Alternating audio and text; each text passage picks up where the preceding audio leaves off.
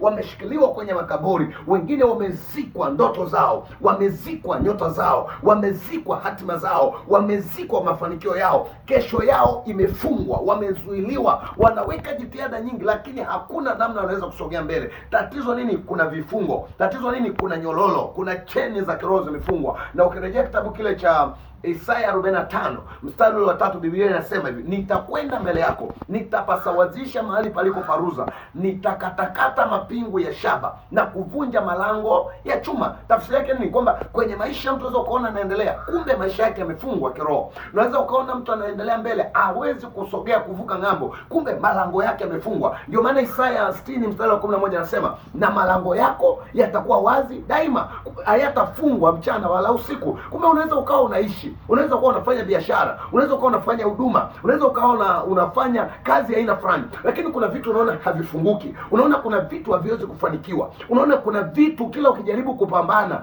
kumbe kuna malango juu ya maisha yako yamefungwa. Kumbe kuna mapingu ambayo umefungwa. Maana ya kufungwa pingu nini? Maana umemilikiwa. Unawezekana kuwa unatumika kwa namna fulani, na hii nimeona kwenye maisha ya watu wengi, wanafanya jitihada lakini kumbe wametumika na mtu fulani. Leo natamka kwa jina la Yesu, katika haya majira, na tunapotafakari kwa habari ya Kristo Yesu kufufuka, kwa habari ya Kristo kusulubiwa, Biblia inasema kwa sababu ya Kristo mauti yake miamba ilipasuka, magereza yakafunguka, makaburi yakafunuka. Nami nakutamkia leo kwa mamlaka ya jina la Yesu, haijalishi miamba ya namna gani, ni kwenye eneo gani, kwenye kitu gani, miamba ikapasuke kwa jina la Yesu Kristo. Panzia la hekalu likapasuke katikati, miamba ikavunjike, magereza yakafunguke, makaburi yakafunuke yenyewe. Yeyote aliyezikwa mahali fulani, uliyefunikwa mahali fulani, maisha ya mtu yaliyozikwa mahali fulani, maisha ya mtu yaliyoshikiliwa kwenye eneo fulani kiroho na kwenye kimwili pia,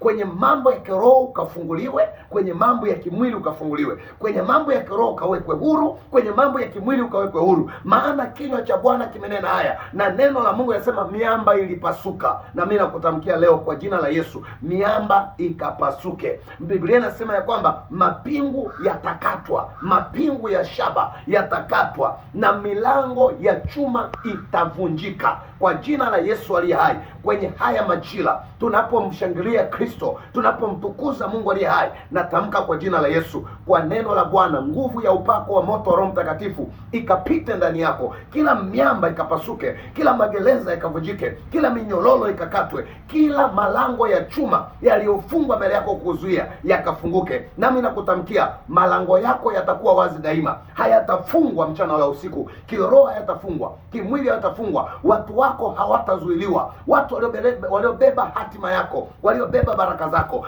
hawatazuiliwa kwa jina la Yesu, maana malango yako yatafunguka. Na Biblia inasema malango yatafunguka na watu watakuletea utajiri wa mataifa. Maana kuna baraka za kwetu lakini ziko mikononi mwa watu, na aina ya maisha yetu kufanikiwa kupo mikononi mwa watu wengine. Kwa niko hapa nikutamkie, Mungu akupe kibali, Mungu akupe neema, Mungu akusaidie. Anza na Mungu, endelea na Mungu. Kinachopatikana kwa maombi kinalindwa kwa maombi. Nguvu ya madhabahu ya Mungu inapokuwa mbele yako, inapokuwa ndani yako, inapokuwa upande wako, maana yake iko kukusaidia kufanikiwa kwa mwendo wako, iko kukusaidia kufanikiwa kwa maisha yako, ipo kukusaidia kufanikiwa kwa hatima yako na kukufanyia wepesi kwenye njia yako. Mwenyezi Mungu akusaidie. Na haya ni maombi yangu, matamko haya yakazae matunda ndani yako, matamko haya yakainue kiwango chako cha imani cha kuendelea mbele, matamko haya yakaachilie roho ya maombi ndani yako kwa jina la Yesu Kristo. Miamba ikapasuke, magereza yakavunjike,